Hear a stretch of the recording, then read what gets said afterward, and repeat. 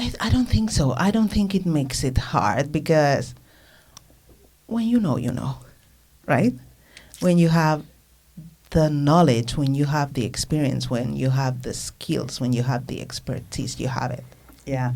You have it. Sometimes, right?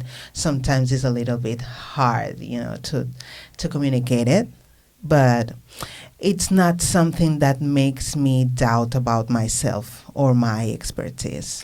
I love that, because I think it's that being connected to what is important to you and what you know, and being in the world talking from that place will always transmit, regardless of the language that you're using or the mistakes that you're making in that language or whatever it is. When you're that closely connected to what it is that you want to be saying, and you know why you want to be saying it, it just transcends language, I think. Yeah, absolutely. An enormous welcome to season 2 of the Power Talks. Thank you so much for being here. From my heart, I'm really grateful that you pressed play today. You're very, very welcome here. So this podcast is dedicated to amplifying the voices of female leaders who speak English as their second, third, fourth, fifth language. I want to raise consciousness around what power looks and sounds like. Ultimately, what power can be. I'm interested in examining the blocks and the barriers that women experience when it comes to expressing power, authority, expertise, and how that intensifies when we add English. And I'm also interested in how we can break through those blocks, break through those barriers, let go of inherited limitations, and learn to connect to personal power, and from that place, skillfully communicate and therefore lead with absolute authenticity. So I have some incredible guests this season. I'm really excited. Thanks again for being here, and let's go.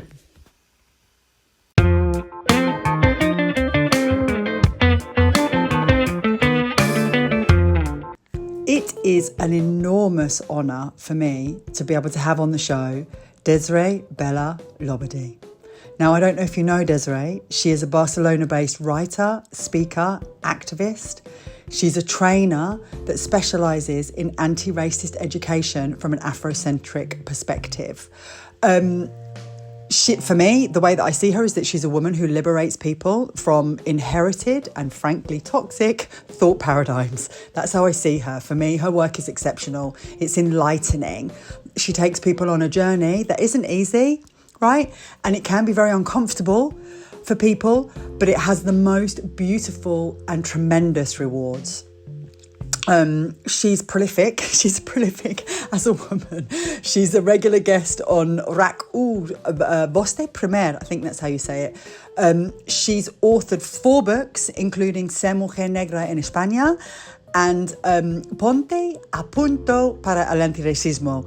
She's also co-authored 3 others, and she's written prologues for Spanish editions of works by Reni Eddo-Lodge, Chimamanda Adichie, Audre Lorde, and bell hooks.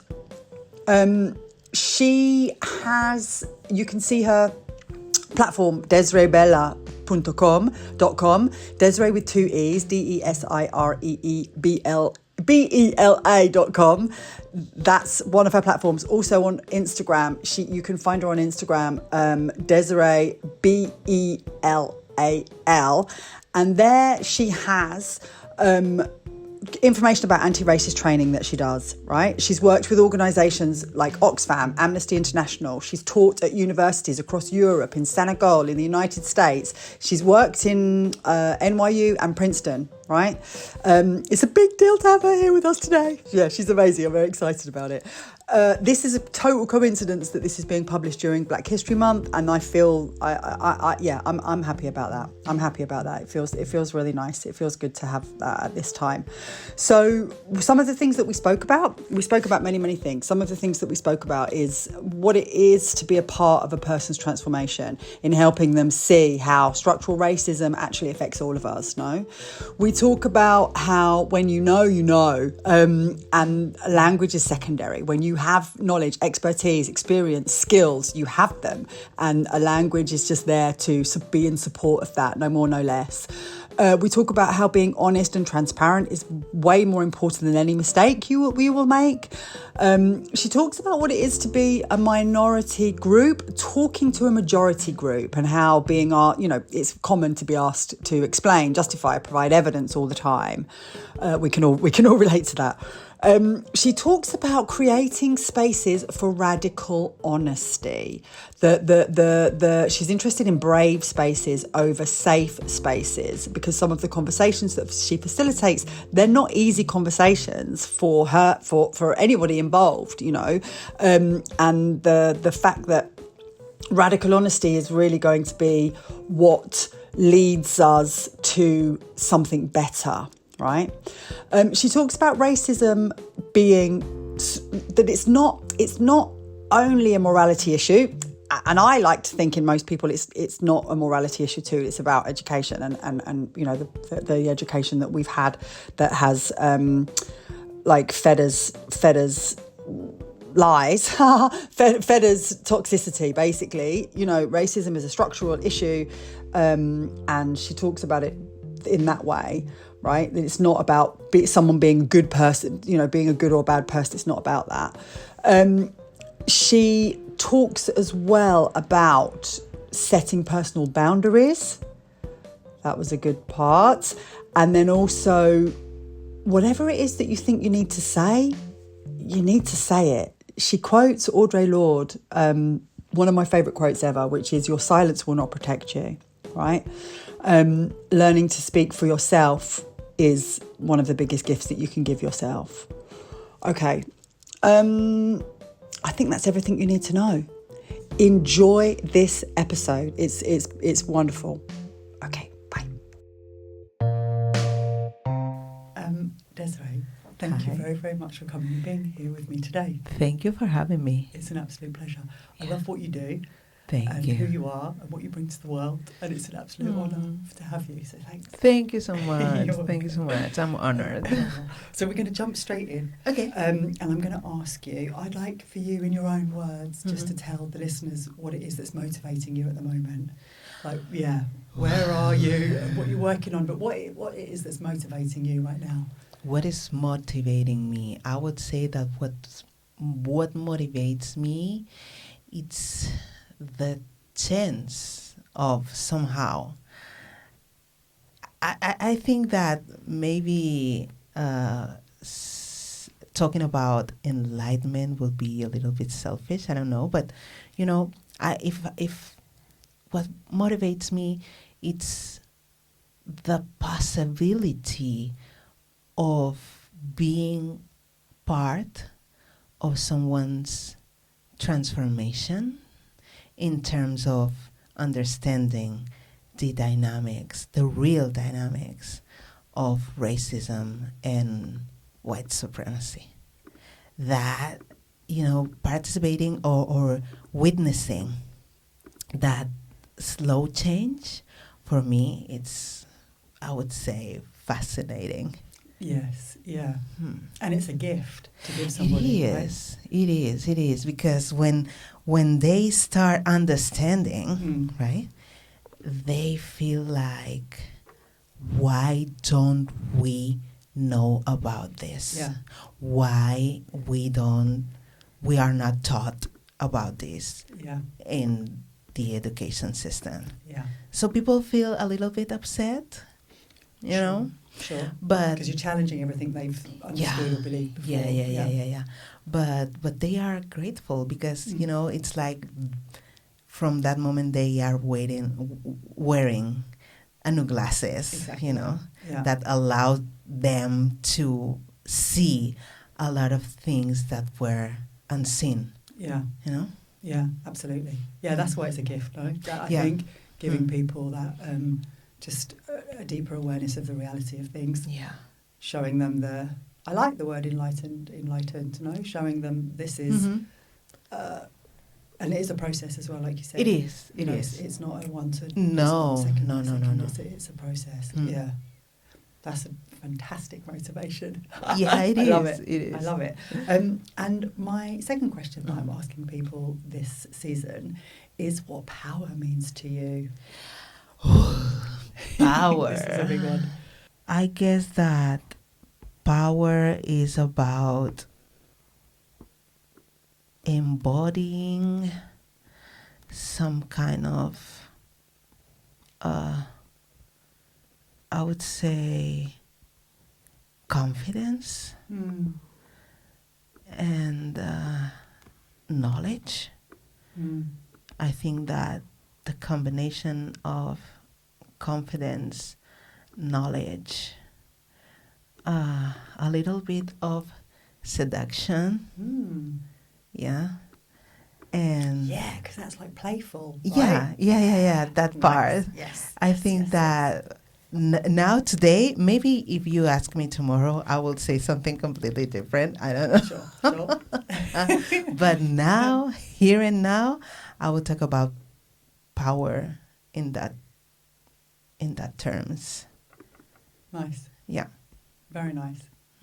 That's I can get on board with that. Okay. Yeah, I like that a lot.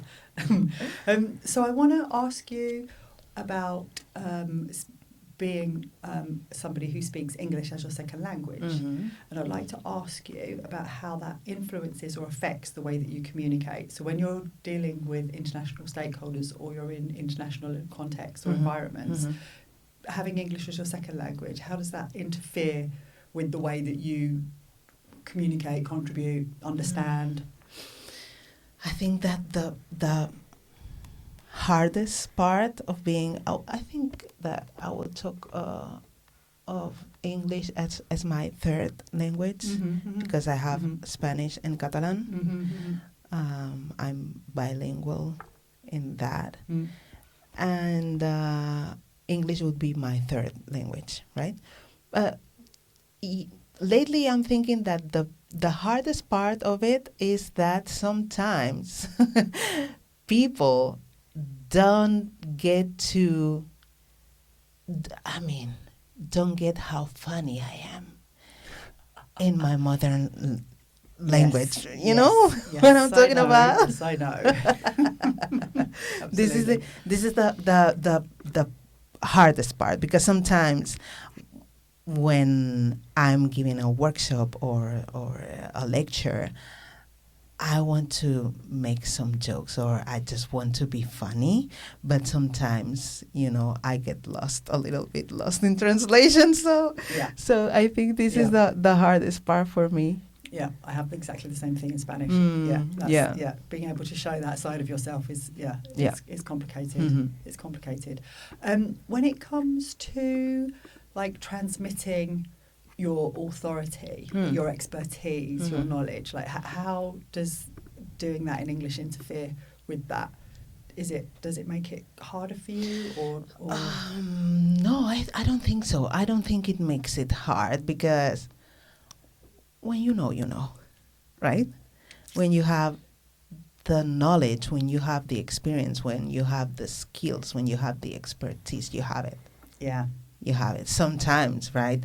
Sometimes it's a little bit hard, to communicate it, but it's not something that makes me doubt about myself or my expertise. I love that because I think it's that being connected to what is important to you and what you know, and being in the world talking from that place will always transmit, regardless of the language that you're using or the mistakes that you're making in that language or whatever it is. When you're that closely connected to what it is that you want to be saying and you know why you want to be saying it, it just transcends language, I think. Yeah, absolutely. And if you are honest and transparent, it doesn't matter the language. It doesn't matter, what you were saying, the mistakes, matter. It doesn't matter. And this there's power in that. Yeah, absolutely. Right? Absolutely. Which is coming from that thing of knowing really what you're there to say or what you're there to do, what you're there to contribute. Yeah. Because the language just becomes like it's a tool. It's a tool, it's a tool, yeah. Yeah, interesting. So now we're going to move on to what it means being a woman. Okay. And I'd like, obviously, for you to talk from the position of being a woman of colour, and asking you about that and how that influences the way that you communicate in corporate spaces or professional spaces. Like, how does that interfere with your communication? It's not just only being a black woman. It's being a black woman talking about white supremacy and racism in mostly white spaces. Yeah, okay. It's this combination. Yes. So it's challenging. Sometimes it's really draining because there's something related to power or related to I would say minority groups and the relationship that it's built when you are a part of a minority group and you are in this position of authority talking to people of a majority group, right? It's like we know about that being women when we are in predominantly male spaces. Sometimes we are forced to over-explain ourselves and we are questioned and, Yeah, you have to justify your position. Your position, every word. Provide examples all the time. Yeah. Evidence that you're correct. And exactly. So it's just like the same, but being a black woman talking to a predominantly white audience. Okay, so it plays out in the same way where you're just questioned. Yeah. Yeah. I think it's that thing, isn't it, of we're still not comfortable with hearing voices that have traditionally been marginalised. We're still not comfortable hearing them on the main stage. Yes. Like, we're still not comfortable. This is the thing. There's almost like a reluctancy. And it's probably not even conscious half of the time, I like to think. Absolutely. Right? It's Absolutely. something that happens in the depths of our conscious, unconscious mind, because it's just not what we're used to. We haven't normalised it yet. Yeah. I've been said, I remember, I think it was maybe a couple of years ago, I was giving this training in a corporate space, and even though the training was about anti-racism, when it came the time to close the training, I was asking the participants, what do you feel? How do you feel about this training? And somebody told me that one of the things that had shocked them the most was having a black teacher. Wow. They didn't see it coming, even though it was about anti-racism, right? So I'd just really quickly like to say that's such a testament to this environment that you created. That person felt that they could say that. Yeah. Yeah, really nice. Because I think, this is... Sorry, I've totally interrupted you. These are the thoughts that people might have. Yeah, but they don't... would not like to say them because it's fucking horrible, right? And to even know that you've had that thought is like, oh no. Yeah. And the fact that you've allowed that person to feel like, I can say that and I'm not going to be, hated or it's really actually very beautiful. Yeah. Why I think that this happens in my spaces? It's because I always start giving a warning. And the warning is that my spaces are not safe spaces. I don't believe in safe spaces. I believe in brave spaces. Nice. Right? So when you build this environment that allows people to have the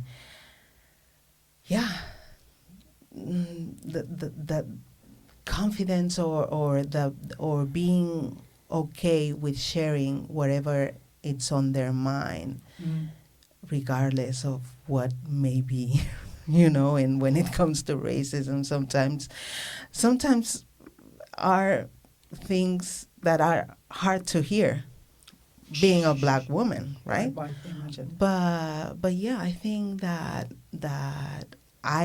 this is one of my superpowers, Nice.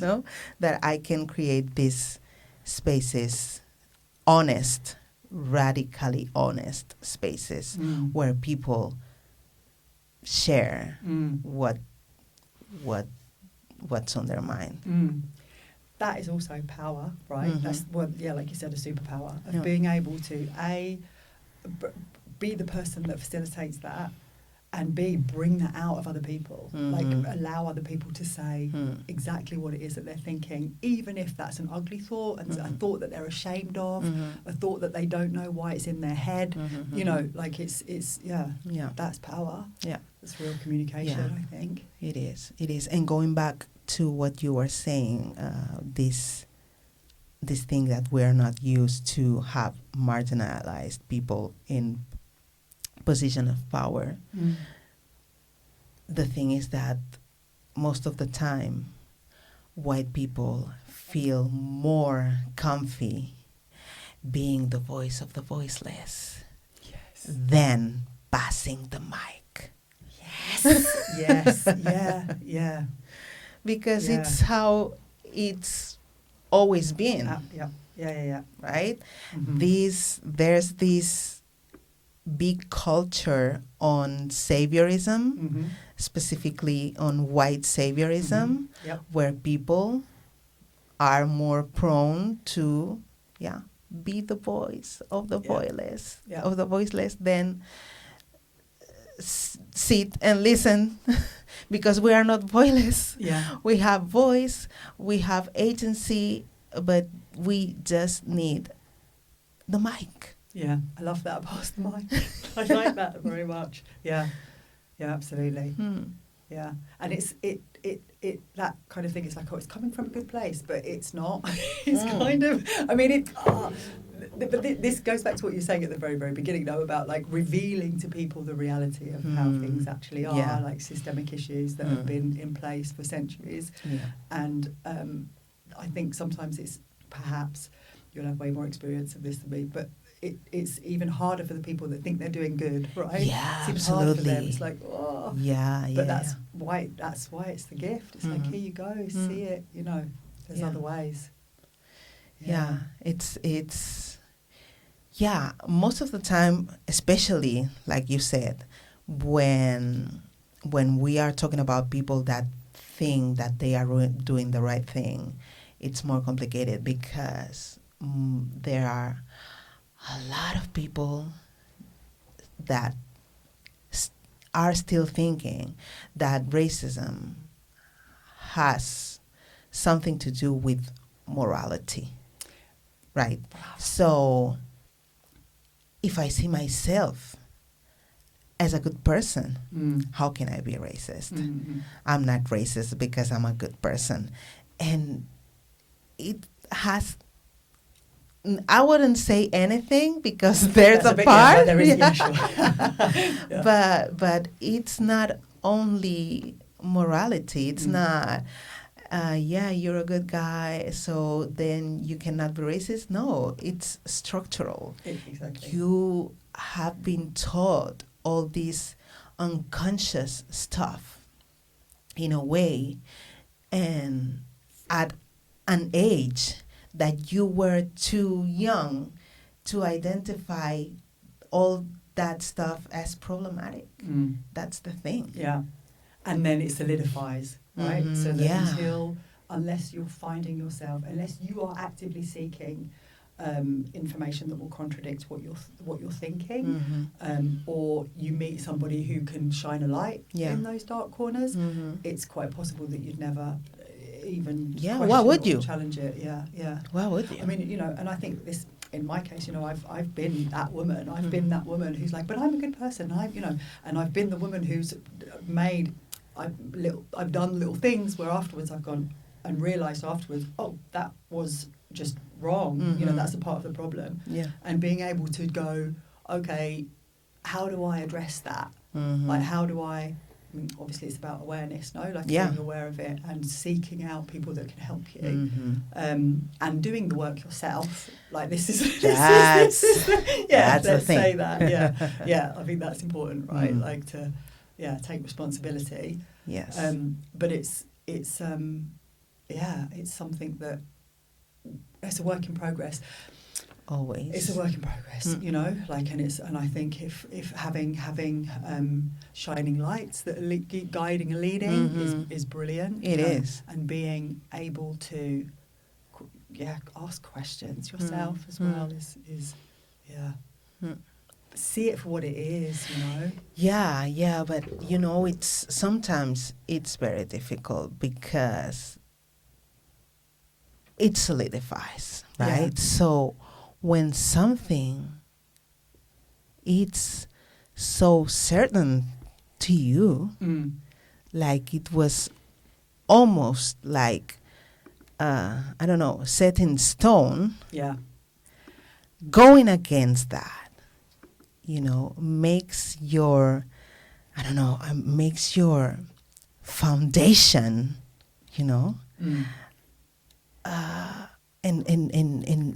it makes you doubt of so many things that sometimes or some people are not ready to do that. Yeah. You know? Yeah, no, for sure. And there's so much information in the world that would support their view still. Right? Yeah, absolutely. Kind of reinforce what they're thinking. Yeah.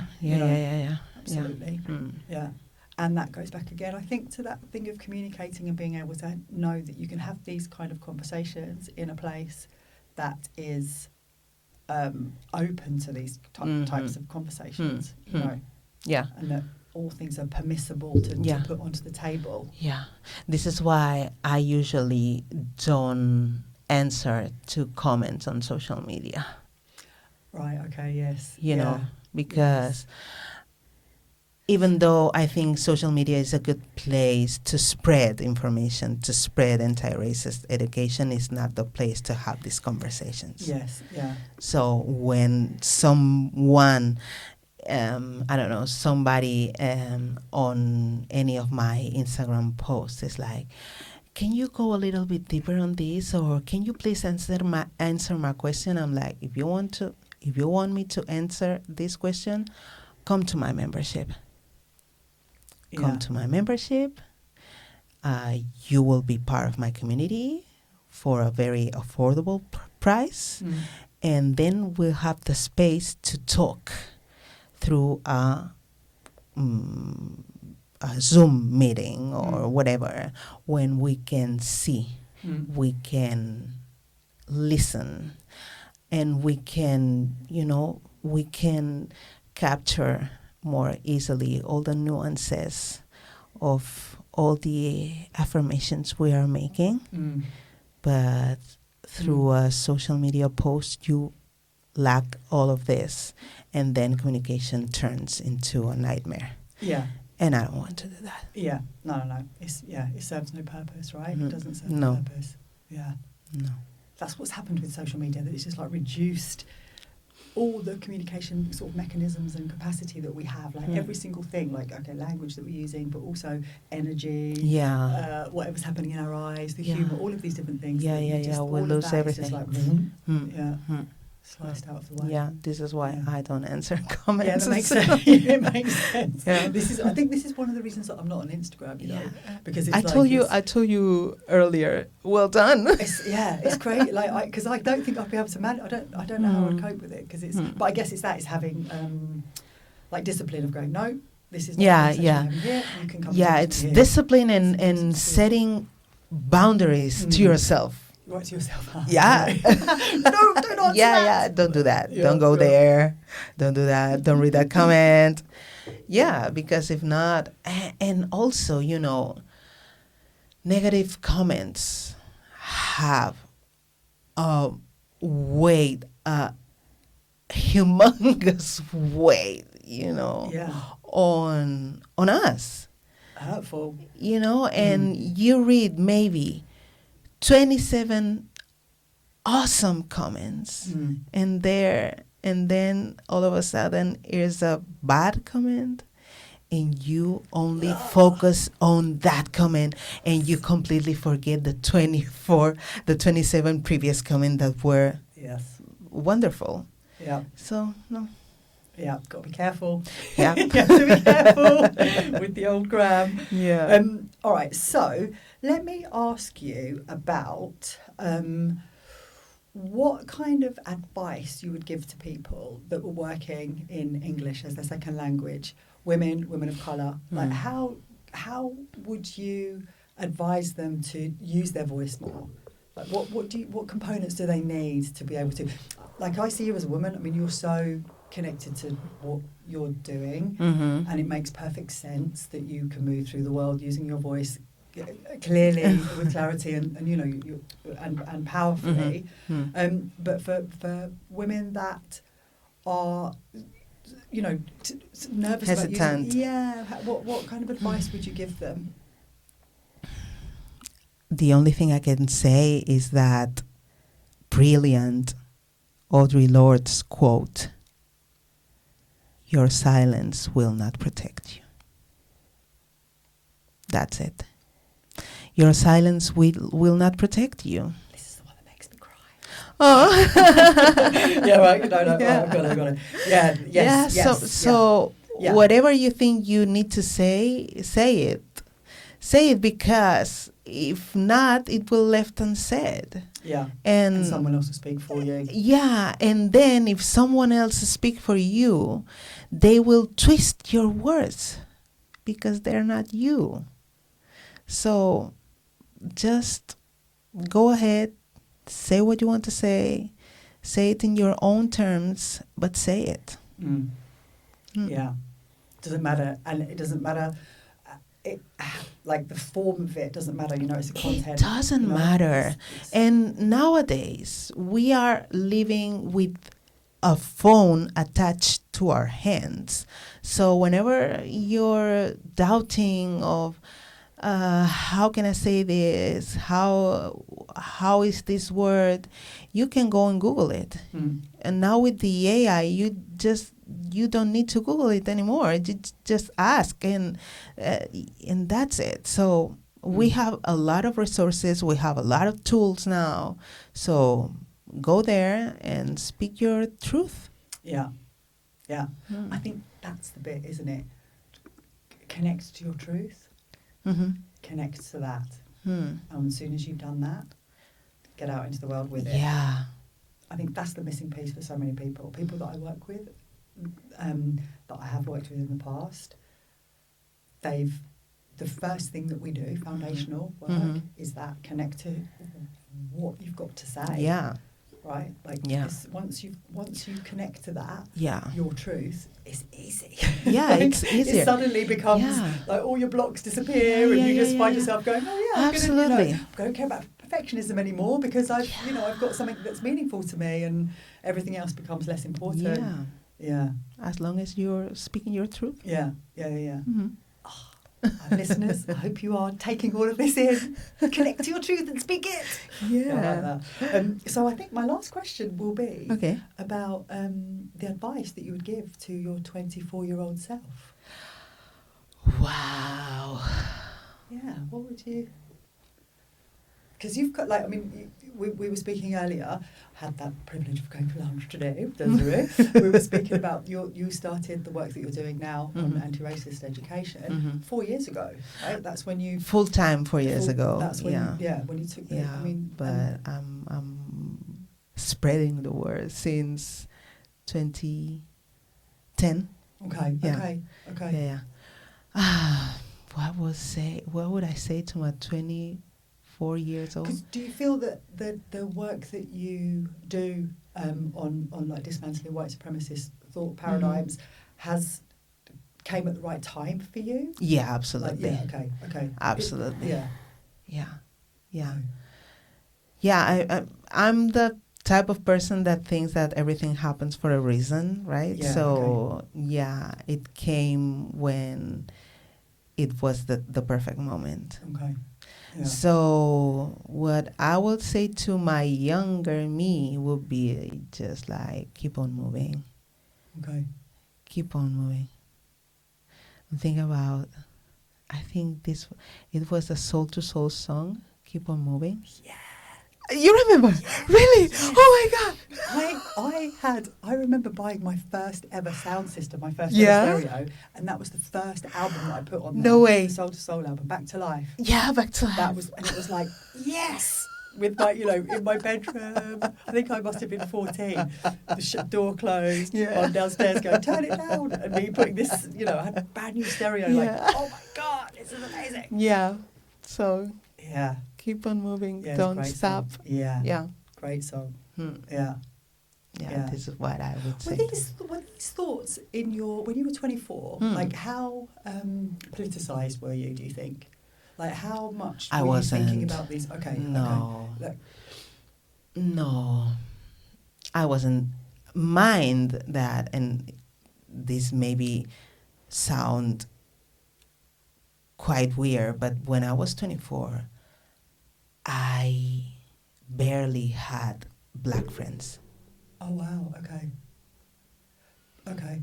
But then I guess because growing up where you were, there probably weren't, I'm assuming, there weren't that many black families around you, right? Like, no, not many. Okay. There were a few, of course, but we didn't have a very close relationship. I mean, with a couple of them, but, we weren't politicized because I was the only black girl in most of my spaces, and they were the only black girl in their own spaces, right? So we were in different schools, we were doing different extracurricular activities, so we didn't spend much time together, right? Mm-hmm. So I started having really close black or people of color in my life later on. Okay. So I didn't have this conscious. Did you have a sense that things didn't feel Yeah. fair or right? Yeah, you always. articulate it, Always. Yeah, okay. Yeah, No, yeah, you feel, you have a sense, you feel it. You know that there's something that's not okay, but you cannot articulate it. You don't have the words. You don't have the knowledge. And then it's so easy to think that it's all on you. Yeah. Yeah, I'm the wrong part. Mm-hmm. I mean, this is, I don't want to make a comparison here because it's totally different, but there are threads of similarity. Like, so I'm from a very working class family, very working class area. And I was sent to a school outside of my area, which meant suddenly I was, at the age of 13 or 14, put into a world of very middle-class, wealthy people, middle-class wealthy people with wealth. And I felt like this is something fundamentally wrong here. I don't feel like I belong here. Yeah. And there's something that's not quite right. But I think it's probably me. Yeah. Yeah. And then that's the other thing when you start to see it's all interlinked. No, there's all of these structural, systemic issues that act as barriers for people depending on where they're from or the colour of their skin or what they're. Yeah, this is why you can relate because we are talking about structural issues. Yes, yeah.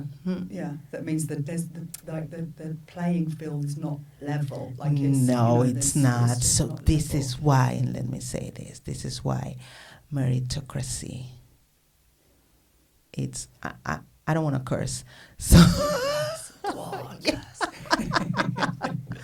meritocracy is bullshit. I mean, meritocracy is racist. It's so problematic to this kind of statement that if I can do it, you can do it. If you don't do it, it's because you're not putting enough effort. No, it's not that way. No, it's not. It's because I have a foot on my head. And trusting. So this is my last question for you. Okay. I always have like the last question and then another last question. It's okay. Last question. This is the last question. Okay. So what advice would you give to native speakers in the room, but let's extend that to white male native speakers? what advice would you give to those guys? You can say it. It's all right. Yeah. What would I say to the native speakers, especially to white males? Yes. So, you know, Kendrick Lamar's song, Humble? Oh, no, I don't know it. Okay. Sit down, be humble, bitch, sit down. Right? There it is. This is it. There it is. We need for men, especially white men, we need them to shut up, sit, be humble, and listen. Yeah. This is what we need for them. Yeah. From them. Yeah. So when you're in a room, you don't need to be the first to talk. When you're in a room, if you always are talking, you're not giving space for anybody else to talk. So you are there just listening to your own voice and get lost in your, in your own speech. So it's okay to remain silent. Yeah. It's okay. Yeah. I think that's a part of what needs to happen in terms of education for that profile next, right? For that kind of, that dominant profile, their education needs to change where it's like, it is okay for you just to listen. You don't need to lead and guide, because obviously it's all tied into their identity as well, and what they think they're supposed to be there for, right? Like, and leading I'm supposed to have the and answers to everything and guide this ship, and and it's like, oh, darling, you don't need to, take a load off. Yeah. Take the load off. Open your ears and open your heart. Yeah. And who knows where this could go. Yeah. I think things will be so different if men could learn to do that and feel comfortable and understand that there's nothing wrong. They're not weaker if they do that. Yeah, absolutely. Yeah. So. Yeah, because we still have it, don't we? That idea of like certainty and somebody who, this is the appeal of Trump, right? Like he has the answers. Yeah. Like there's such a certainty to him. And it's like, oh man, people are still drawn to that. And it's a model, it's a template that is so far removed from what we actually need as society. Absolutely. To get to where we're going to go. Like to navigate what's coming, to navigate this. You can't live in certainty because we haven't got a clue what's happening.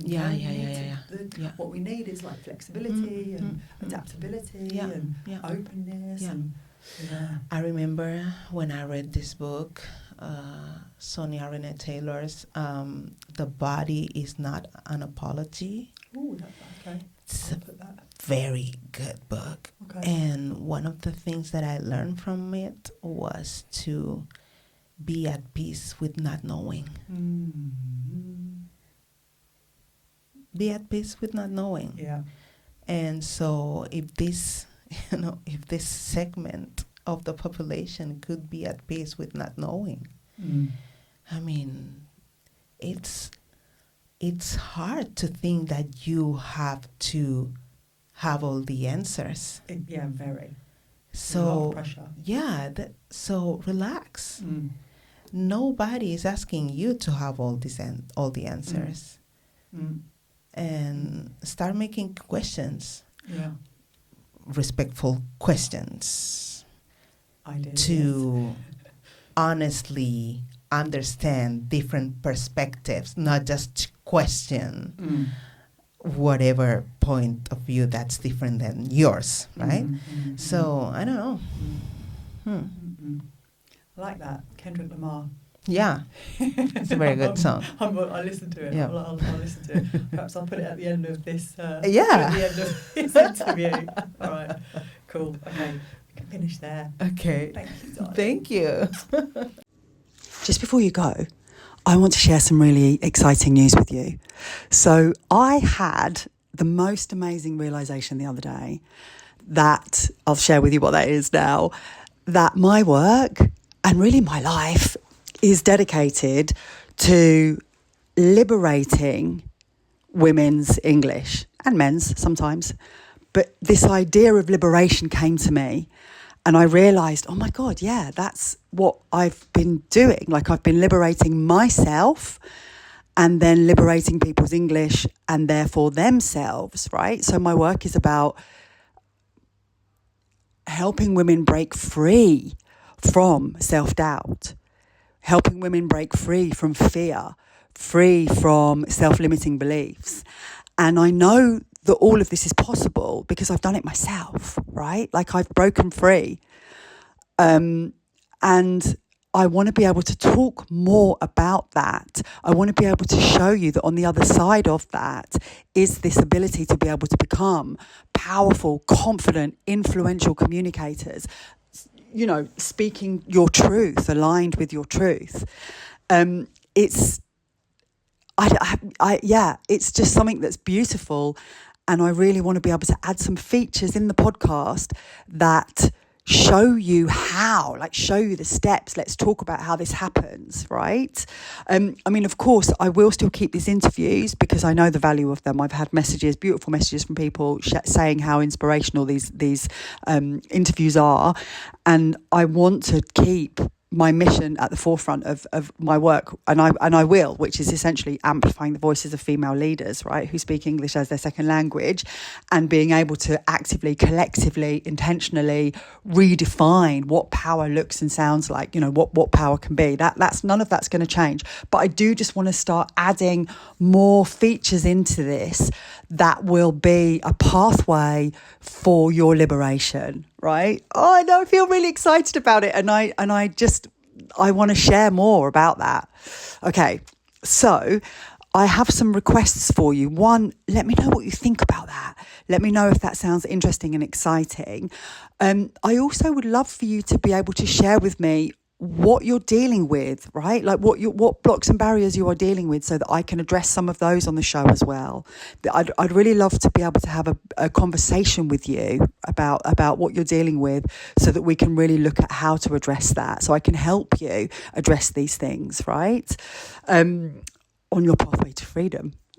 In English and beyond. Like that's what this is. That's what this is got to be. Okay, so my other request is that you subscribe to the podcast right now. This will do two things. One, it will make sure that you receive episodes as and when I publish them. It's very difficult for me, if I'm honest, to have a regular schedule. Because this show is a passion project for me, right? It's something that I do as and when I have the time and the energy for. So if I'm working and my work is growing, it makes it hard for me to have the time to do this. Also, I spoke a little bit about this last episode. On an emotional level for me, this year's been very hard because of losing my mum and my aunt. I'm coming out of that now, so I have more emotional energy. I have more emotional bandwidth. But I still think that it's going to be hard for me to make a schedule for this, right? So if by subscribing, you'll just ensure that you will receive episodes as and when I publish. What it will also do is bring a bit more traffic to the show, right? So this thing of, if you like, subscribe, leave a review, it will help bring traffic to the show, which would be amazing, because if I can get more attention to the show, if I can get more visibility for the show, maybe in the future, I will be able to have a podcast manager. That's my dream. And so, yeah, let's try and help me with that. Come on, help me with that. Let's go. So I think for now, that's it. Thank you for being here. And yeah, let me know your thoughts. Okay, and have a great day.